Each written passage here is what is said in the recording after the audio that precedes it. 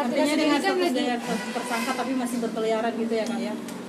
Iya, salah satunya itu juga yang jadi pertanyaan saya. Kan udah ada kasus yang apple to apple atau kasus yang sama, laporan seseorang terhadap seseorang, kasus UU ITE,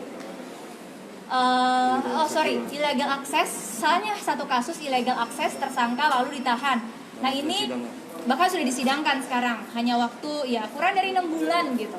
Saya udah setahun lebih, dia udah jadi 2 tersangka, dan kasus illegal access-nya itu laporan pihak kepolisian atau LP strip A.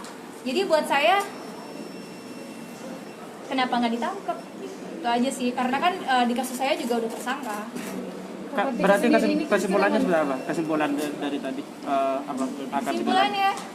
Kesimpulannya mudah-mudahan kasus ini berarti menemu titik terang sehingga bisa langsung segera dilimpahkan kejaksaan. Tadi kan kakak juga sempat mendapat pembulian yang tadi yang kakak bilang itu, sempat dibully dari warganet. Iyalah Mbak, iya dong, banget. Saya seumur hidup berkarir, saya nggak pernah cari musuh, saya nggak pernah cari masalah dengan siapapun. Tiba-tiba dengan giringan opininya yang membangun citra publik seakan saya jahat, saya mau menyelakai orang lain, saya hanya ingin makan duitnya aja.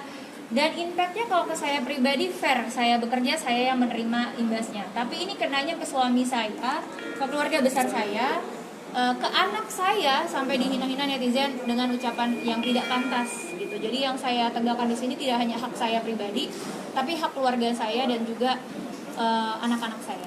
Kak kan tadi sempat ketemu, ngobrol nggak sih Kak dengan dokter di dalam tadi sempat ketemu? Ada perluan khusus mungkin? Gimana? Nunduk aja sih tadi, abisnya mau negur duluan gimana, nunduk aja gitu. Jadi kita bingung juga. Jadi begini, ada satu hal lagi ya yang perlu diklarifikasi juga dan juga ditegaskan, dan juga tidak menjadi satu bahan yang dipelintir-pelintir ya di medsos. Intinya adalah kalau DRL sudah meminta maaf, disampaikan terdahulu memang betul. Akan tetapi kalian bisa lihat sendiri cara dia meminta maafnya itu bagaimana, dan malah menggiring opini yang sangat negatif sekali. Jadi permintaan kita untuk mediasi itu sangat simpel, ya. Mediasi dia hanya tinggal sampaikan saja permintaan maaf yang sudah ada redaksinya yang kita baca, ya. Itu saja, sangat simpel sekali. Tidak ada hal yang sulit, tidak ada permintaan apapun kecuali itu. Kita sampaikan redaksinya, dia sampaikan, dia ucapkan di media sosialnya, silakan. Case close. Gitu ya. Semudah itu, hanya semudah itu. Jadi ya jangan dipelintir ke sedemikian rupa seolah-olah Kartika Putri bagaimana, ini bagaimana, tidak ada seperti itu. Jadi sangat simpel sekali. Itu yang pertama. Terus kedua ya, tunggu saja ada babak ketiga perjalanan perkara DRL. Ya, antara Kartika Putri pertama dengan LPA, ada satu lagi, tapi nanti saja kalau sudah naik ke penyidikan. Ya. Jadi tidak hanya laporan saya, mungkin akan ada yang menyusul. Itu aja sih. Jadi buat saya pribadi di sini yang mau ini lanjut sampai hari ini sebenarnya pihak tersangka.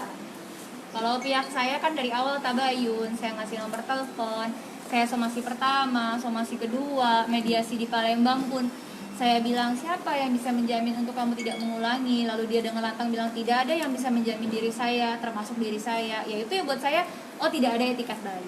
Jadi kalau ditanya kenapa kasus ini berjalan terus, karena kita menangkapnya adalah kasus ini jalan terus karena tidak ada etikat baik dari tersangka.